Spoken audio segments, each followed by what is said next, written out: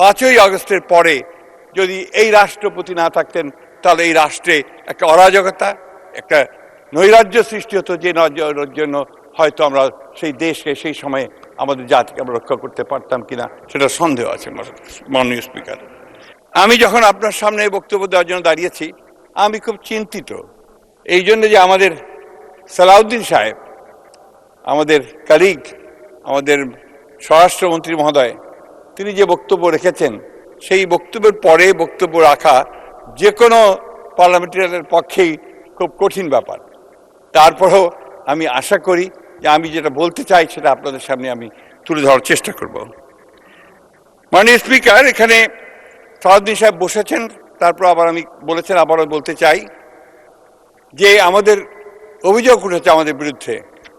বিশেষ করে আমাদের সম্মানিত বিরোধী দলের এক সদস্য বলেছেন যে আমি সংবিধানকে ধরে রাখার জন্য চেষ্টা করেছি এবং সংবিধান যেন ঠিক থাকে সেই ব্যাপারে আমি বডি ল্যাঙ্গুয়েজ দিয়ে আপনার সেটা প্রমাণ করার চেষ্টা করেছি।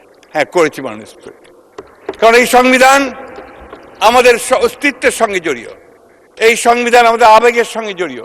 এই সংবিধান 1971 সালে লক্ষ লক্ষ শহীদের রক্তে সঙ্গে জড়িত।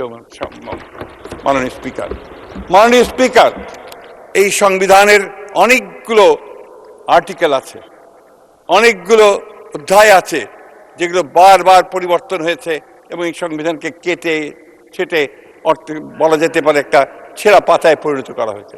তারপরেও মাননীয় স্পিকার, এই সংবিধান আমাদের সংবিধান। এই সংবিধানের জন্য আমরা যুদ্ধ করেছি, লড়াই করেছি, একটা স্বাধীন বাংলাদেশের সংবিধান এটা। মাননীয় স্পিকার, অত্যন্ত সত্য কথা বলেছেন সালাউদ্দিন সাহেব যে আজকে রাষ্ট্রপতির ব্যাপারে আমরা কথা বলছি। রাষ্ট্রপতি যেই হন না কেন তিনি একটা ইনস্টিটিউশন, কোনো ব্যক্তি নয়, একটা প্রতিষ্ঠান। সেই প্রতিষ্ঠানকেই আমরা রক্ষা করেছি আমাদের প্রয়োজনে, কারণ 5ই আগস্টের পরে যদি এই রাষ্ট্রপতি না থাকতেন তাহলে এই রাষ্ট্রে একটা অরাজকতা, একটা নৈরাজ্য সৃষ্টি হতো, যে নৈরাজ্যের জন্য হয়তো আমরা সেই দেশকে সেই সময়ে আমাদের জাতিকে আমরা রক্ষা করতে পারতাম কিনা সেটা সন্দেহ আছে। মাননীয় স্পিকার,